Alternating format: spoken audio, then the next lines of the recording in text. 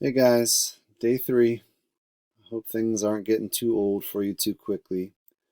Um, with that in mind, I want to, try to find ways to kind of mix it up a little bit here and there. It won't be just this platform, the whole time through here, but thought it would be good to have a rhythm to begin with so that we didn't add stress to your first week, changing things up on you all the time. That being said, my plan is Friday, I won't be giving you any new information.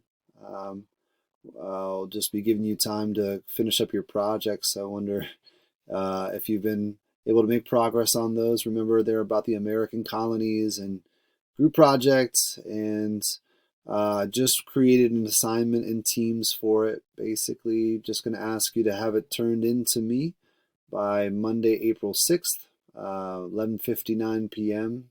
So before it becomes April 7th. So the assignment's been put there already. You don't have to have every single person in your group turn it in. Just one person from your group turn it in, and that'd be great.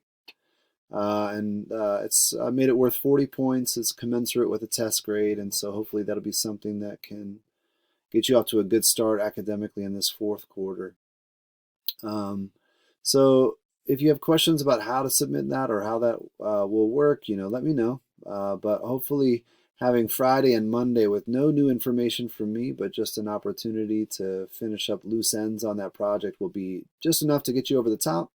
You'll be able to turn that in no problem. Remember, you were given a sheet before this hiatus here, and you have all the information you need to do the project, and we're just looking for a little skill development and some depth on these colonies that might propel you into American history, and for some of you even into advanced placement American history. So all that being said, today I wanted to do a video that's a little bit of an aside actually.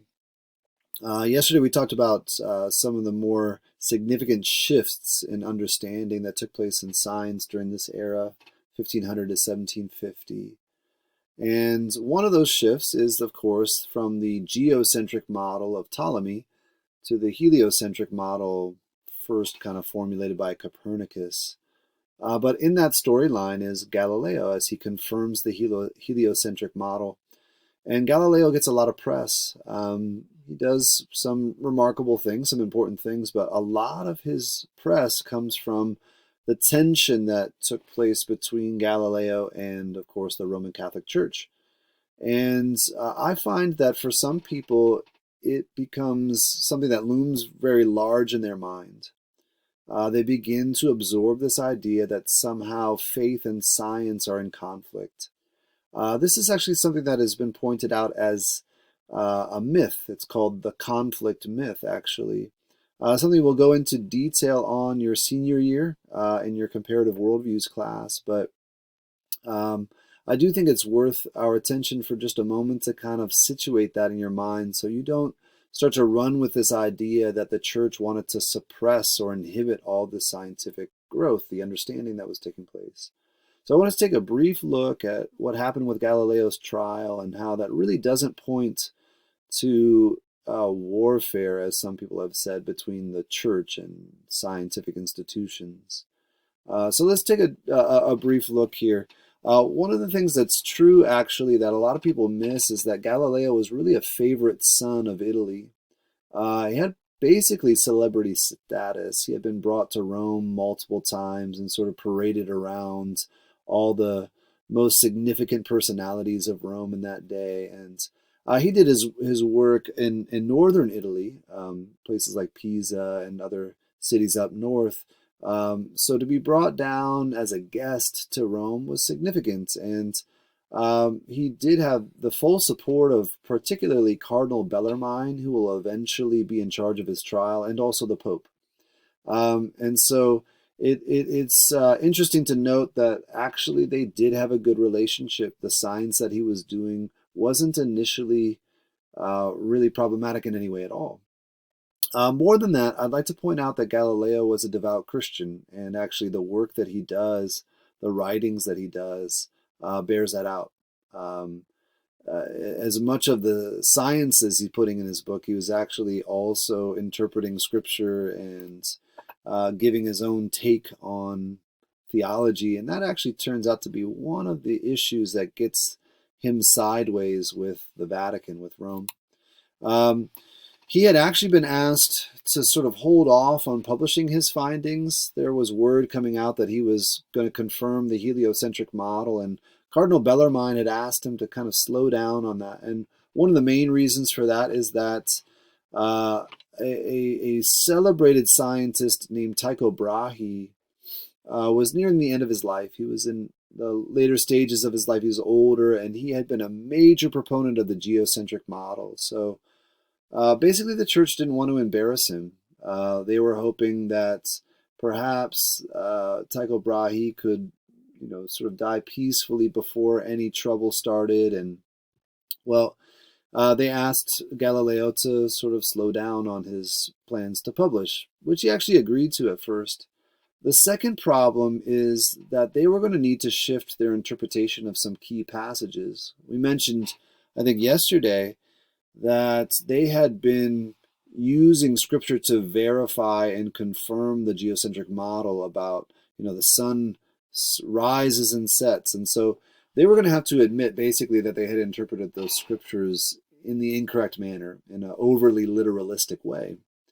And that's not an easy thing for the church to do. Not an easy thing, especially given that this is really just after the Reformation era. Remember that. The Reformation had been, just a century before, and one of the main, sort of conflict points in the Reformation between the Protestant church and the Catholic church was who has the ability to interpret scripture. And the church was wary of the idea that a man like Galileo could just begin to interpret scripture for himself. And so they were hoping to sort of get everything in alignment and get everything set up for this shift that they knew would have to come.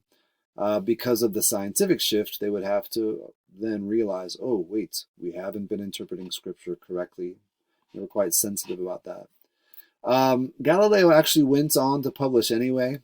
He did so in a fairly contentious way. It's almost like he picks a fight with Cardinal Bellarmine and with the Pope, but the end result of his publication is that he was brought to Rome and put on trial. And it's unfortunate, actually, because he eventually is forced to recant his views, which, of course, were correct views about the heliocentric model. And he was censured and put on house arrest. Now, that shouldn't be overemphasized. It would be easy for us to begin to exaggerate what happened to him.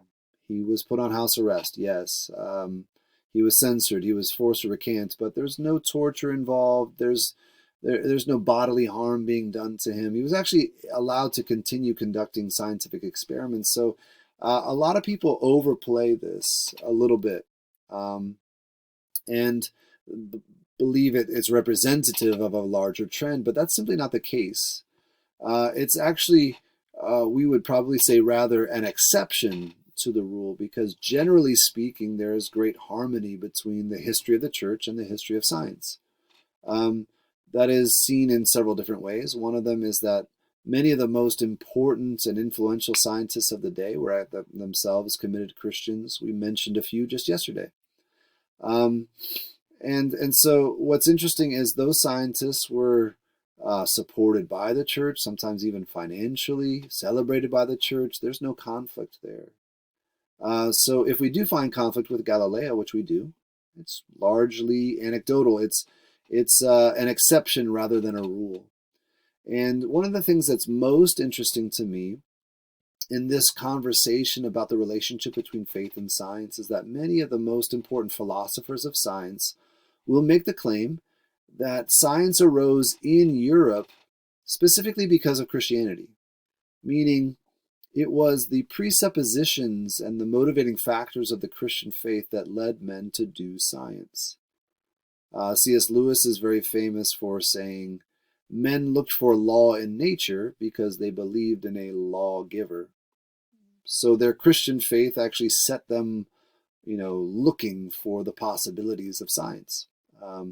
Another man who's not actually himself a devout Christian, but argued this way is a man named Alfred North Whitehead. And he said essentially that Christians in the Middle Ages in Europe found that science would be both possible and desirable, meaning they thought that the world was created in such a way as to be governed in a uniform manner via law, and so science is possible. You can find law in nature because of this lawgiver, but also desirable because these men would want to know more about the created world as it would give them more insight into the Creator. So this Christian faith that they have, and rather than suppressing their science, actually animates their science. They want to do science because they're Christians. They believe science is possible because they're Christians.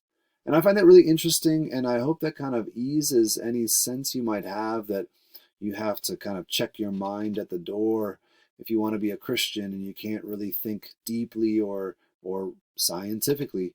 And that's something we want to get into a lot more your senior year, but I thought it would be interesting and important to lay the groundwork today. That's really all for today. No extra work for today. I hope you kind of are finding yourself in a rhythm. And if you need my help, please just let me know. And otherwise, I'll be seeing you, so to speak, on Thursday. Thanks.